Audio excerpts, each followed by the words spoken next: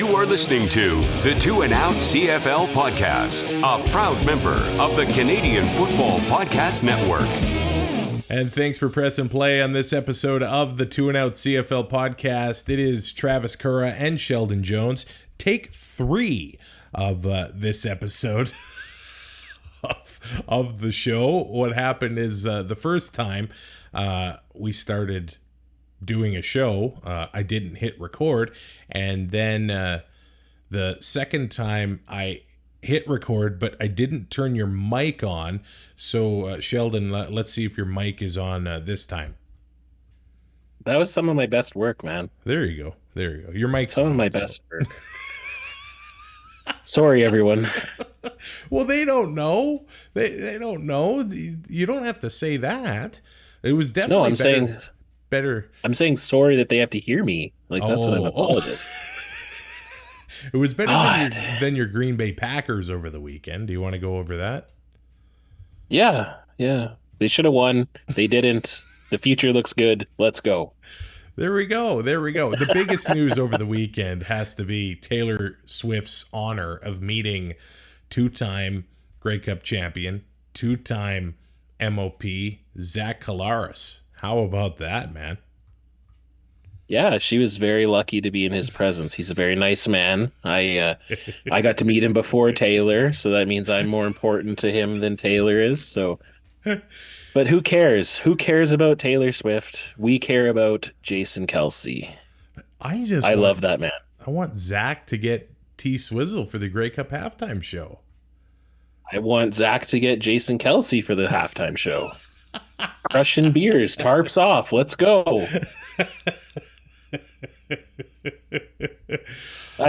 Before I went into a big thing about a man crush on Jason Kelce, I'm not going to do that. You didn't want to do that again? Why not? No, but I love him. Deeply, I can tell. I'm picturing you as him because you kind of do look like him. I'm just picturing in my mind that I'm on Travis and Jason now. I'm a bit hairier. They get more listeners too. Yeah, they do. And more maybe money. Someday. Yeah, that's true. There was some pretty sad news out of Calgary this week. Stampeders legend Bruce Covernton, offensive lineman, passed away at 57 years old. All of his teammates, the organization, so many good words said about him out of Calgary, and at such a young age, it is sad to see. So we're sending our condolences to his family and the Stampeder organization. And as we remain, I guess, off the field with the Stampeders, there was some big news this week as John Hufnagel has stepped down as president of the club. He's going to remain with the Stamps in an advisory role to Dave Dickinson, so his presence will still be felt at McMahon Stadium, but Jay McNeil is now going to be the president of the club, and I guess the whole intention when he came back to the team in 2022, he was drafted there in 94, which I think is a cool story. 30 years later, he's now the president of the Calgary Stampeders, and I saw this on X as well, saying that maybe it is good to have a non-football guy, or non-football ops guy, I should say, in the role of president. More of the business side of things in the president's side of the thing. And I actually think that's probably a pretty good point to have there. More business than, the football ops stuff. I think it's good to have a former player as a president, though, just because look at what's happening in Saskatchewan. There's not a lot of people who are happy with the president, but he's been very good at making sure that they're profitable and making money and all that stuff. So it's kind of a two-way street there, but this is just like a soft reset for Hufnagel, or soft retirement. I mean, it's just he's going to be able to spend some time with his family and then come to game day, sit in the booth with the headset on, and still tell Dickinson what he sees. So, Yeah, yeah. I think that's good for Dave to still have that football mind around him. But yeah, this is just a nice succession plan for Calgary and a little bit of stability to kind of help with the transition. If we go on the field for the Stampeders, they've made several extensions here to some key players, including Reggie Bagleton, who was their leading receiver last year, a key veteran on the field, off the field. He's so great in the community, the big receiver too, a physical presence, a guy that DBs probably don't want to meet down the middle of the field many times. He'll be helped out. Hopefully Malik Henry can get back onto the field for the Stampeders in 2024. Early on in the season, and that receiving core will help out Jake Mayer for sure. Cam Judge has been extended, the Canadian linebacker, defensive end Julian Hauser, and also fullback William Longley. Interestingly, Adam Konar is going to stay in Alberta. The Canadian linebacker released by the Elks is now a Stampeder. You would assume that gives them some pretty good depth. Canadian linebackers with Cam Judge being the starter there. We've seen times this year the guy can deliver some punishing hits. Konar the Barbarian, I think he can make some things happen in Calgary, and we've seen the factory of linebackers that have had success in that defense. This might be a good move for his career, man. Oh, absolutely. He'll be a beast on special teams, and then he'll be probably Cam Judge's backup, just in case something happens there. But it's kind of like a 1A, 1B situation with there because he has a pedigree. He's, like you said, monster out there. So hopefully it works out for the Stamps. And we go to the West Coast where the BC Lions, well, I guess we'll talk about who's staying with them first. They've extended Keon Hatcher, who's probably going to be, will be their leader in that receiving core next year. But Alexander Hollins has the ability to make plays as well. He made several deep catches in 2023. We're probably going to see a lot more of that in 2024. And also Canadian receiver Javon Catoy, I got to think he's going to be seeing the ball even more in 2024. He is a big-bodied receiver that some of these DBs, they would probably rather move out of his way than try to make the tackle on Catoy. But Dominic Rhymes, no longer going to be on the West Coast, catching touchdowns from Vernon Adams Jr. They approached to restructure that deal. Wasn't going to happen, so they let him go. Lucky Whitehead, he's up for free agency next month as well, so it'll be interesting to see if the Lions can lock him down. Otherwise, pretty quiet in Vancouver in a Grey Cup hosting year. I think they've probably only got a few pieces that they want to correct going into the year. They want a better running game. They want that going when it comes to that offense to only help out VA and the receivers there. But that's pretty good. Like, I don't think you want to be in a position where you go all in a Grey Cup hosting year, because maybe what happened to Hamilton happens to you, right? Yeah. Or what happens to Saskatchewan happens to you. Yeah. The One first, good year and 15 years of futility. We're not talking about last season.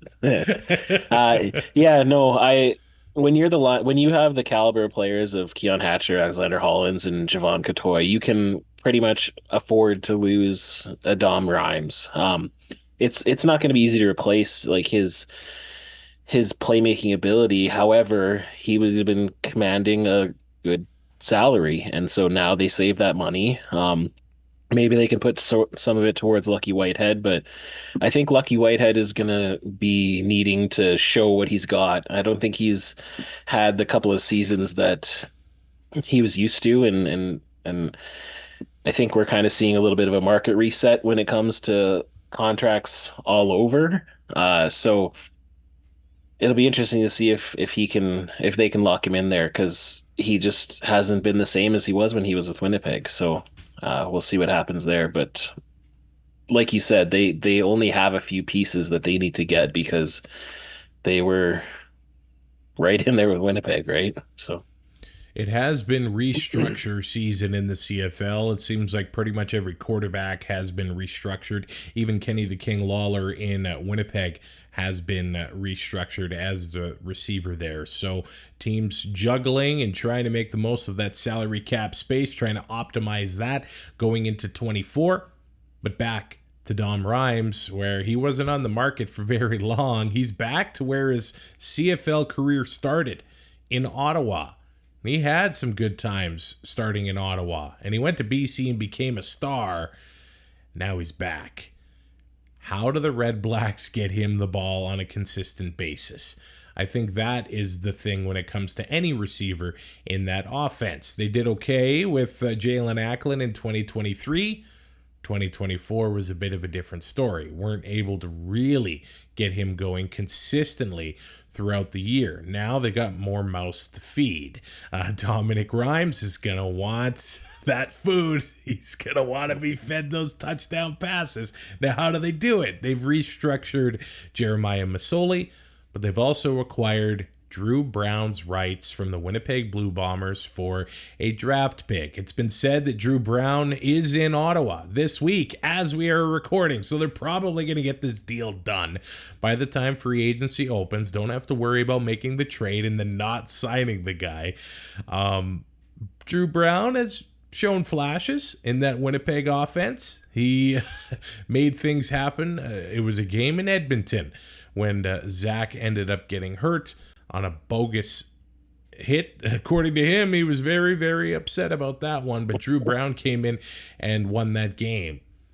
That's Winnipeg. Can he do it in Ottawa? I feel like they can have a consistent running game with Devontae Williams. They do have veterans on that offensive line. Now they've got someone like Dominic Rhymes, but the question is Drew going to start right off the bat, or is it just going to be a wide open competition in training camp, Sheldon? I don't know. You have 4 quarterbacks now in there, and if you weren't going to play Jeremiah Masoli, why would you restructure a deal with him and not just cut him? And you also have Dustin Crum, who, played pretty remarkable last season, and you have Tyree Adams as well. So, there's just too many cooks in the kitchen, it kind of seems there. So, but this is a make or break year for Ottawa. So they need to find out the number one guy, and it needs to be a wide open competition in training camp, because Brown hasn't really shown that he can do it over a certain amount of time. Are we going to get a James Franklin situation with him, or a Nick Arbuckle situation? You know what I mean? The next big backup that goes and just doesn't really go. So it'll be interesting to see what happens. Ottawa fans they're hurting. They need some wins. They need some wins at home, and they need a quarterback who can do that for them. So I'm hoping that they can make it work here. Yeah, general manager Sean Burke, probably on the hot seat a little bit, wants to see these moves pay off, of course. They've extended 4 key players on defense and special teams, including original Red Black Nigel Romick, which I love, one of the original members of that franchise. And then 3 D linemen in Michael Wakefield, 2022 most outstanding defensive player Lorenzo Malden IV. Slowed down when it came to sacks in 2023, but Bryce Carter was able to benefit from that, and probably O-lines looking Malden's way, and Carter got 12 sacks in 2023. A quiet 12 sacks. But now that he's extended for a year in Ottawa, everybody's going to know his name, especially if he has a repeat performance in 2024.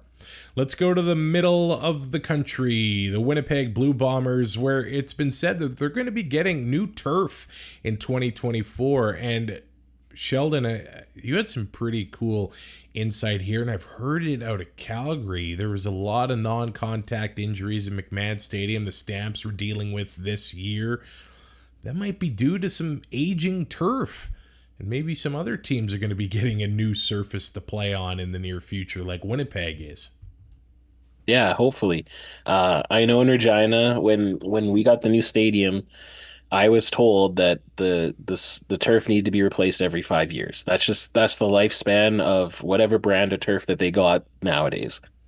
And now, 2 years in a row, they did something really cool, which I thought was awesome, and they made Iceville, which was a giant skating rink in the wintertime. And now it seems that has wrecked the turf. So that's not great. That'll do it. But yeah, but you saw like when they started working out after the lost COVID season, there was 3 Achilles injuries in one practice on that turf.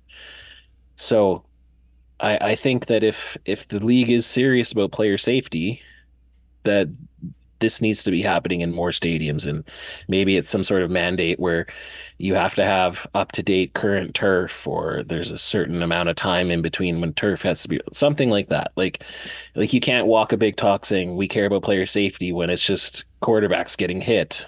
You need to be dealing with player safety about everything. And IG Field is no more.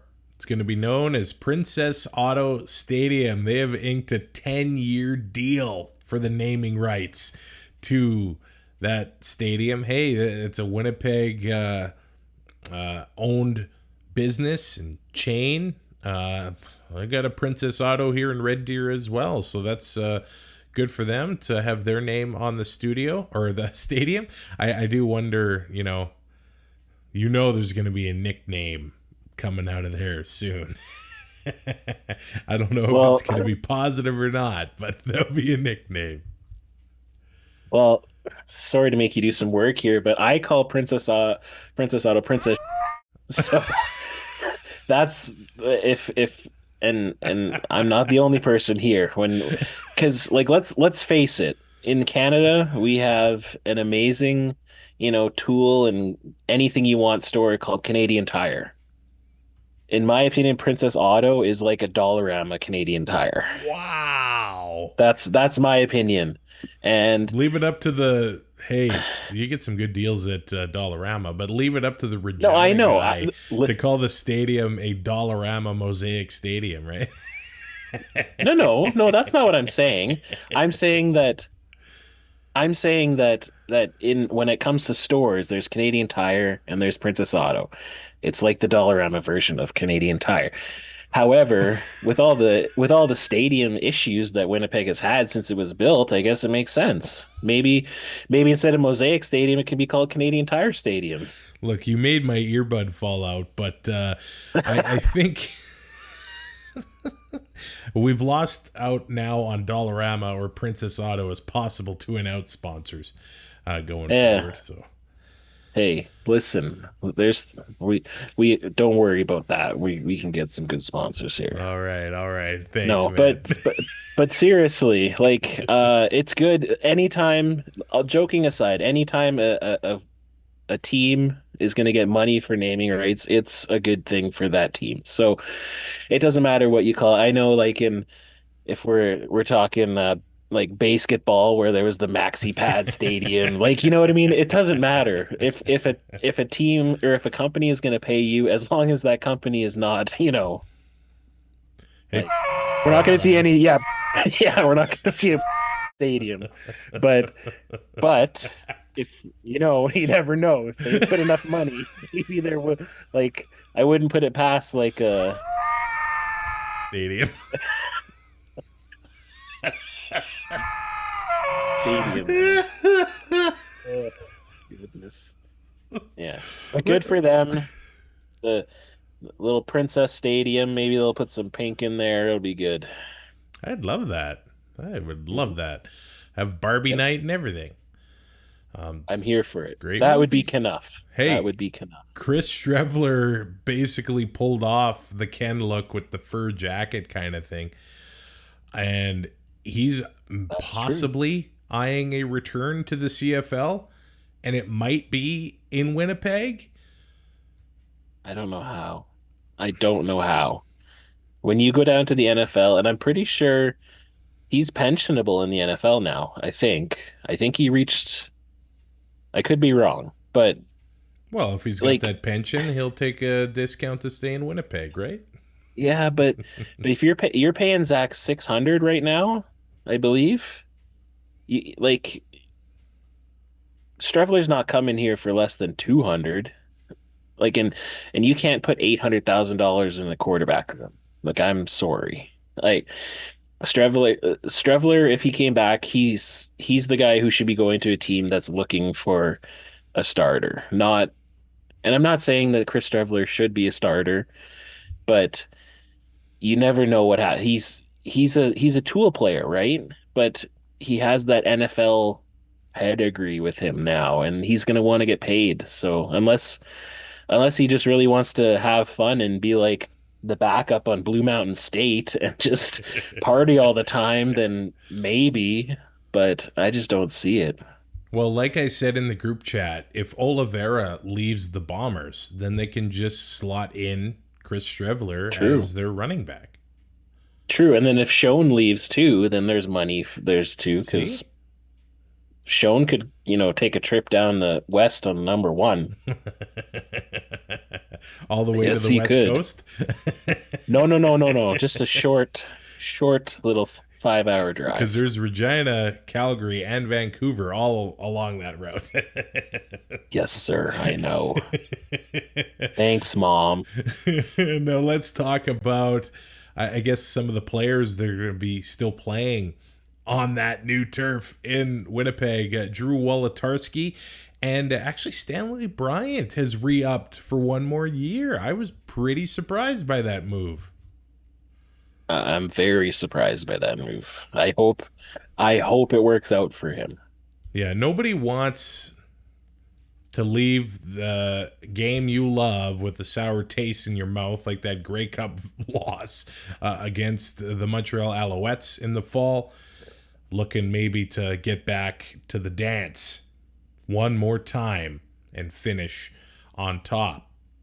We did talk about Schoen and Oliveira, and I guess right now they're still focused on maybe their NFL workouts and maybe some opportunities down there. I don't know, man. Like it's starting to look like these guys might end up as free agents. That would be big losses for that Bomber team. Yeah, I'm not surprised about Schoen, but I am surprised about Oliveira because I think as a Canadian you have a hard enough time getting into the NFL, but as a running back, like it's tough, but like, and he just seemed like the community guy. He was all about the dog rescues and all that. I thought he was going to be one of those guys who would take that hometown discount and just keep rocking with that team. So it's very interesting. Maybe he does have a shot down there, but it's like a running back is just a tough position to get into the NFL because there's always somebody younger and cheaper and faster. Well, they Like have like a 12 running back, game shelf life there. yeah, like running backs, like 3-4 years is like what you got. Like, Yeah. so it's interesting, but you know, maybe he wants to get paid. And if that's the case, there's going to be 8 other teams that are going to be willing to pay him. So it's interesting that maybe Winnipeg is hoping that he's going to take that family or that hometown discount instead of, offering him what he deserves. Hey, the Argos might have room for a Canadian running back. I'm just saying. We'll see. Let's talk about the team that did beat the Bombers in the Grey Cup. Sorry, Bomber fans, but they've made a lot of extensions. Look at that. We the Ones. We the Ones. Property of the Alouettes flight deck. That is some great pod merch if I've ever seen one. It is. Justin Lawrence has been extended. He played all 18 games at center for the Alouettes. Jeshrin Antwi has been extended. Legend when it comes to the squibble kick or dribble kick, whatever it's called. Alouettes kick, we should call it. Najee Murray, Avery Ellis, and Regis Sabasu have been extended by the Alouettes. And Marcel Desjardins has been added as an assistant to the general manager with the Alouettes as well. RedBlacks fans are getting a bit twitchy when they hear that we name. got the... Look at now. I'm Marcel Desjardins. Now, Jeshrin Antwi, I guess, brings me to the topic of rule changes a little bit in the CFL. Now, the CFL winter meetings did happen in January.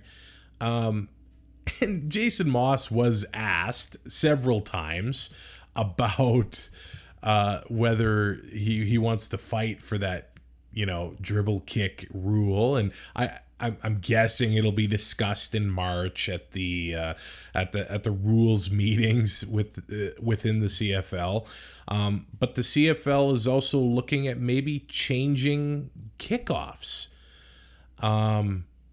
which is interesting. Now there's a couple things on the table that they'll talk about in March. One of them is to allow teams that surrender a touchdown to take the ball on their own 40. So right now, you can take the ball on your 40-yard line if you give up a field goal. Now they're going to add that option to after giving up a touchdown.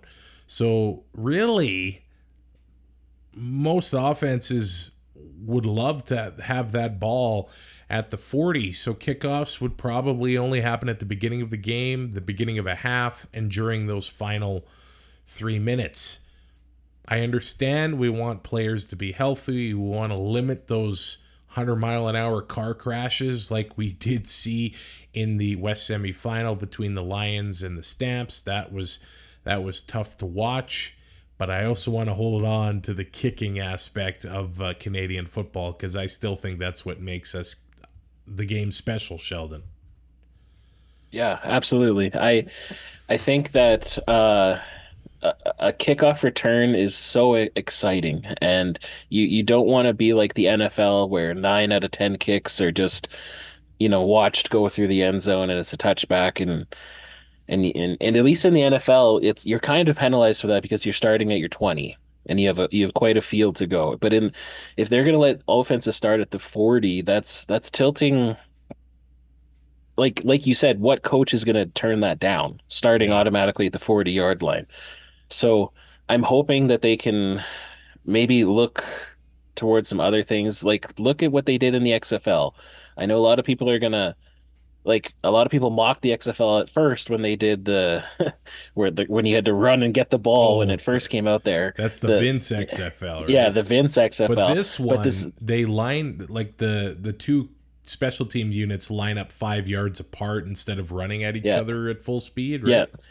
Yeah, and then they can't actually move until the returner actually catches the ball or fields the ball. Right. So at least that you still have blocking, and I'm sure a huge return is probably a lot less common when there's that many people all in their lanes there, but you still have that option. You still have, when you have a guy like Mario Alford, you want to be able to let him cook, right? Instead of just a couple times a game, you want him to be able to have as many chances as he can. So I'm interested to see what they go. I'm keeping an open mind, but I just don't want them to take away anything exciting. But I am for player safety, so it's kind of it's a meh thing. We'll see what happens. The Edmonton Elks have struggled in returning kicks to the house, so maybe they'll just say, zero returner strategy. They'll be like, all right, Don't have to worry about that anymore. They have extended Brett Boyko, Swerve, Kyron Moore, Luchez Purifoy, released Ed Gainey, but interestingly, I thought this was a crazy trade. They traded defensive end Jake Seresna to the Argos for Curly Gittens Jr. I don't think it's very often we see straight across trades like this. Now, Curly Gittens had the year of his career playing with McLeod Bethel Thompson in 2022 in Toronto. A great year. His breakout year. So I guess reuniting Curly and MBT is a good move. And then you have Gino and MBT. I don't know. It looks like things are looking good for that Elks offense right now, but at the cost of Jake Seresna. Like now that Argos D-line with Falarin Arimalade, who's sticking around in Toronto, and Seresna. That's a problem. And maybe that does mean that the Argos are going to be losing Oakman and Hendricks possibly in this offseason. So interesting times and a very interesting trade. What did you think about it? I was shocked because, like you said, that just doesn't usually happen in the CFL. Like, usually if a player gets traded, it's for like a neg list or it's for like a late draft pick. But like when you have two players in the prime of their careers and they're getting traded one for one, and it does legitimately help out both teams because like you said, I think Toronto is going to lose a few key pieces on their defense, hopefully to a certain team. But I think that they're recognizing that, and when you can get a guy like Jake Seresna, like as long as the referee is paying attention and so he doesn't get run over by him, Jake Seresna is a great player. As we continue to talk about the Argos a little bit, they've restructured Royce Mechie, and they've extended DeVaris Daniels and Richie Sindani while releasing offensive lineman Darius Bladek. Now, I'm a fan of this offensive lineman, and he is too talented to not be playing and starting in the CFL. So, that Argos O-line gave up the least sacks in 2023, so it was pretty tough to crack that lineup once he got hurt.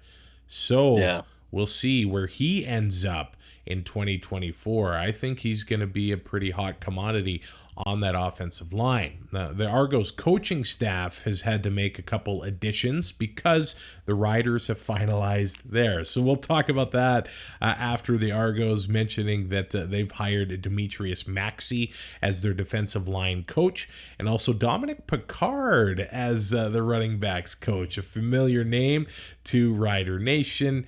Won a Grey Cup there in 2013, and I would say adds some nastiness to the coaching staff because he was nasty on the field when he played. But the Riders finalized their coaching staff under first-year head coach Corey Mace, and so many names that are familiar to CFL players, of course. Receivers coach is going to be Marquay McDaniel, a former rival of the Calgary. Hey, Corey Mace was for that as well. Edwin Harrison is going to be coaching the O-line. Josh Bell, pass game coordinator and D-backs coach. Philip Daniels coaching the D-line. J.C. Sherritt coaching the linebackers and the run game coordinator. Jordan Lennon, the defensive assistant, and Jeff Higgins as assistant special teams coach. So there's the Riders staff under Corey Mace going into this year. I think that Josh Bell has a bright coaching future ahead of him, Sheldon. Yeah, and just the overall, that's a bunch of winners. Like winners as players.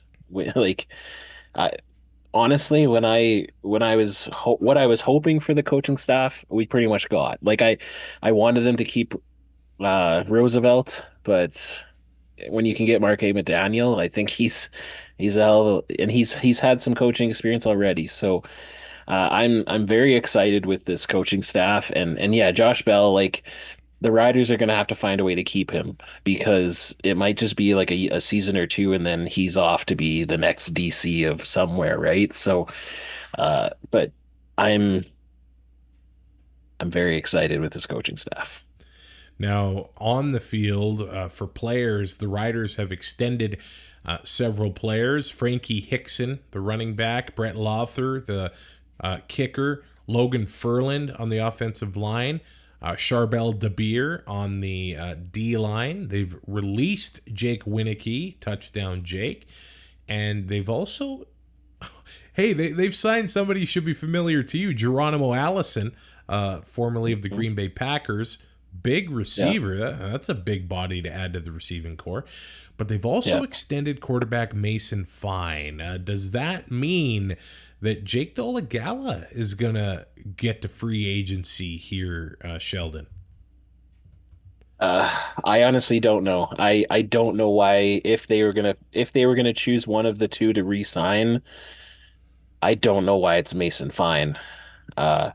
Because well, maybe they couldn't get a deal done with Jake. So yeah, maybe, but like again, like I'm not sure what Corey Mace or Jeremy O'Day, looking back at film, could see that Mason Fine is somebody that they want to keep going with. Like it's just he had his chances, he had his opportunities. His one thing that's always going to be his downfall is his height, and it's hard to see over top of those D linemen and O linemen, and he hasn't done anything to make me feel happy about a re-signing. So I'm interested. I think Dolegala had more of an upside, so maybe Jake thinks that too, and they lowballed him. Who knows? Because Jeremy O'Day has had a history of lowballing players before, so.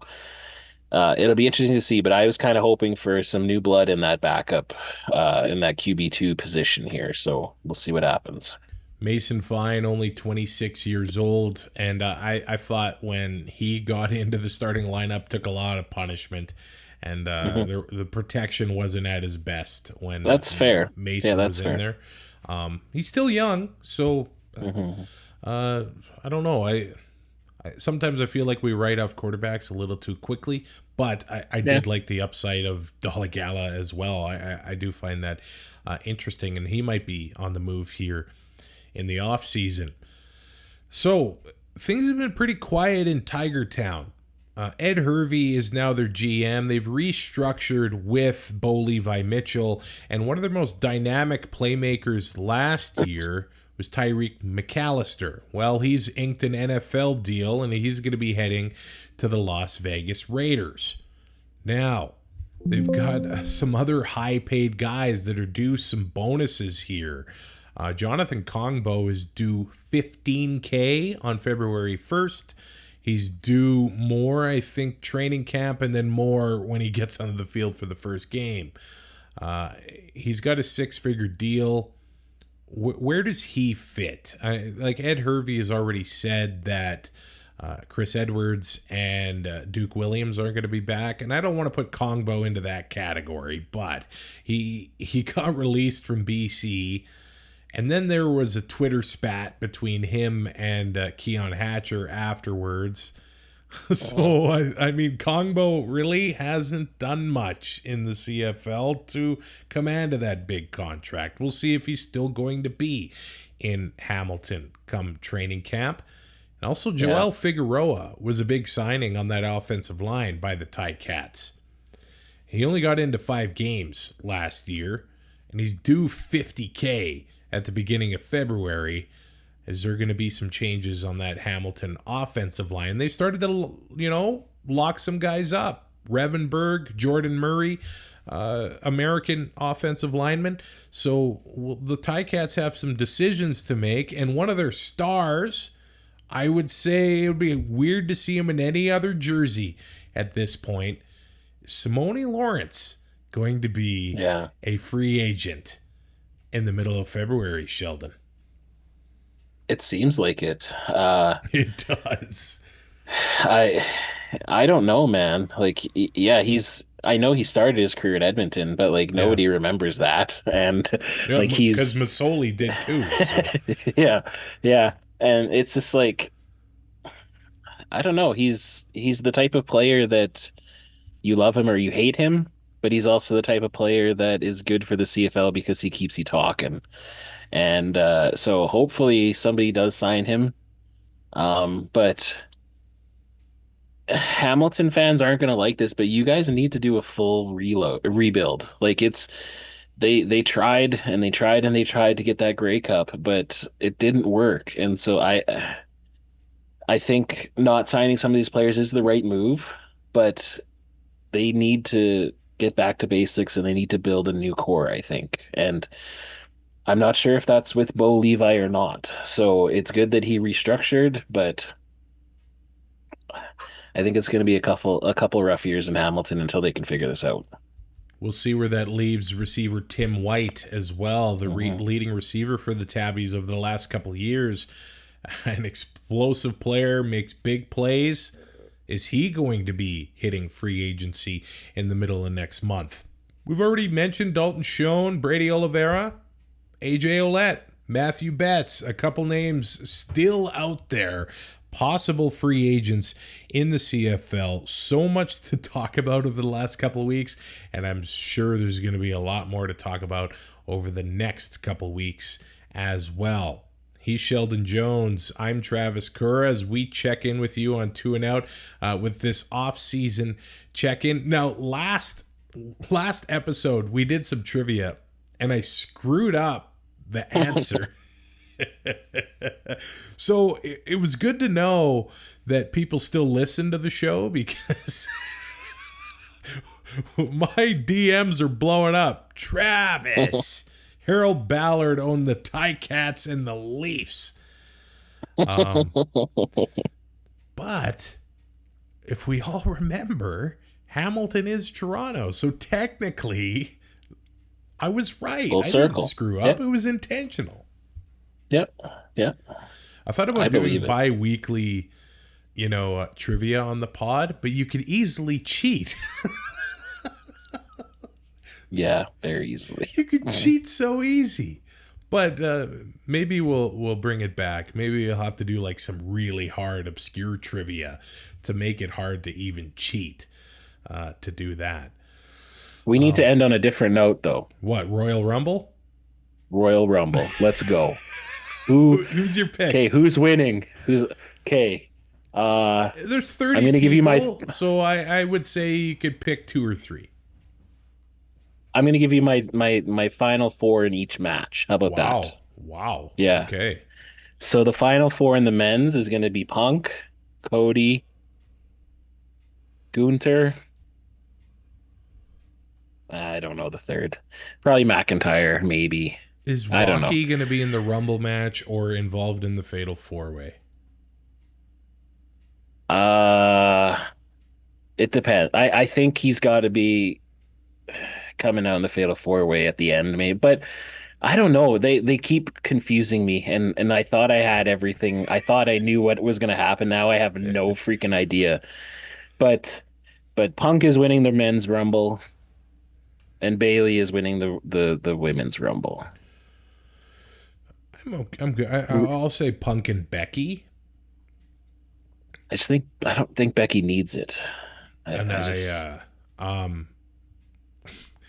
We are recording this on the 40th anniversary of Hulkamania. Yeah. I say Hulk Hogan comes out and slams Omos to relive the glory days. It's in Florida. I mean, yeah, I know. Come on. No yeet.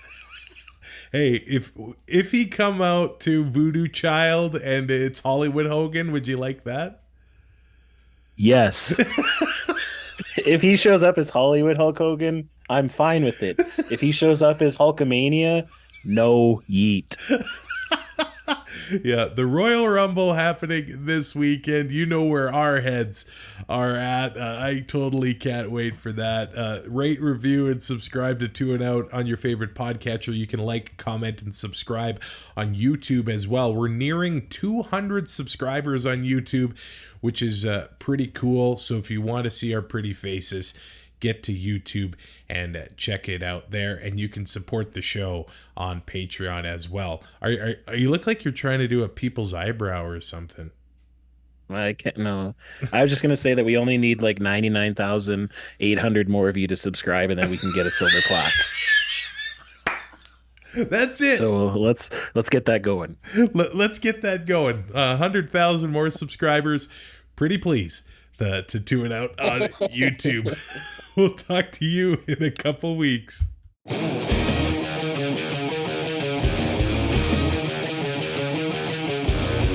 Thanks for listening. Find more great shows like this at CF Pod Network on Twitter.